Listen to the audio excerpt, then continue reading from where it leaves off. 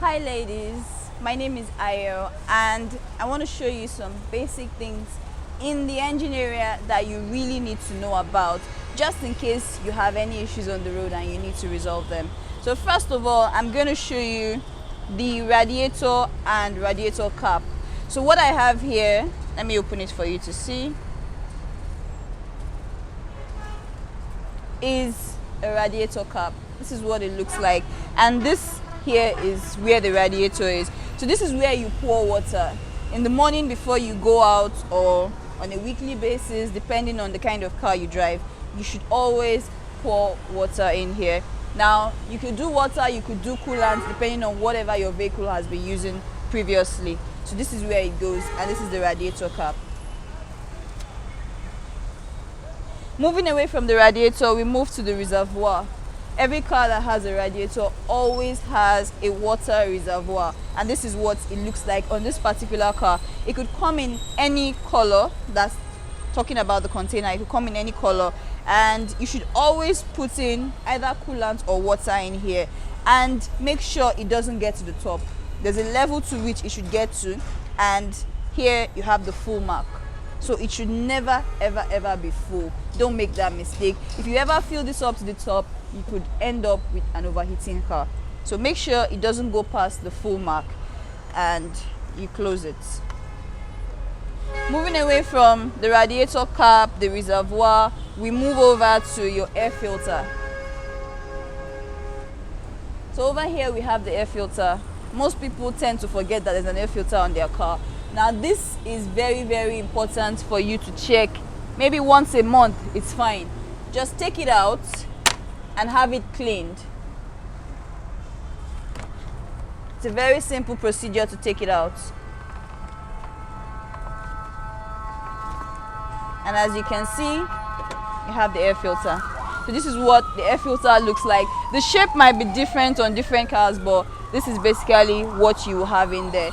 So once a month, take it out and dust it, especially if we're in the dusty season or the Harmattan season. Make sure you dust it every month, and then you put it back. Very simple procedure to remove and put back. Once you've closed it, make sure you seal it up. So that's the air filter area. This is the battery. Okay, so make sure that your battery terminals are always tightened. You don't want to have loose battery terminals, as that can affect the starting of the car or even the smooth running of the car. Make sure they are always tightened, and make sure that there is no build-up around it. Most people who drive cars will know that every now and then they see blue, whitish stuff building up around the battery terminals. Make sure you don't have any of that, and just like this, it should always be tightened. Now let me take you over to the engine oil area. You always have an engine oil filler cap and a dipstick on every vehicle. Now the engine oil filler cap is where you pour in engine oil, and this is what it looks like. So on the filler cap, you would have specification of engine oil that you can use on your vehicle written there, just like what you are seeing here. You will always have the correct specification written there. And take for instance, maybe you're driving and at some point in time your oil light comes on to tell you that your oil level is low and you need to pour oil in. This is where you pour engine oil into the vehicle. So apart from that, you have the dipstick, which is this component here. This is used for gauging your engine oil to know if it's at the correct level or not. And I'm going to show you the points you should look at whenever you are gauging it. So on the dipstick, no matter the design of dipstick, you would always have two marks. One here to show the minimum level and one to show the maximum level. Your oil should always be at the maximum level. If at any point it drops to the minimum level, that means you have to put oil in the car or it's leaking from somewhere.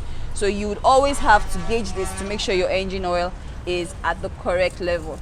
Now some cars will come with a transmission dipstick. Transmission is also called the gearbox, and this is what we have over here, the transmission dipstick. So just like the engine oil dipstick, it is used for gauging your transmission fluid, or the ATF, and it will also have minimum and maximum level. So this you should check often to know if your transmission oil is low or not. Away from all of this, one more thing that I'm going to show you is your brake oil reservoir, or the brake fluid reservoir, and you can see that over here. So you have the brake fluid reservoir hidden here, and all you have to do is just check it. It's always a clear plastic, so you will see the maximum and minimum level. So you just need to check to make sure that the brake fluid is always at the maximum level. If it ever goes down, it's one of two things: either your brake pads have gone low or you have a leakage on the vehicle. So always check the brake fluid. It is very, very important.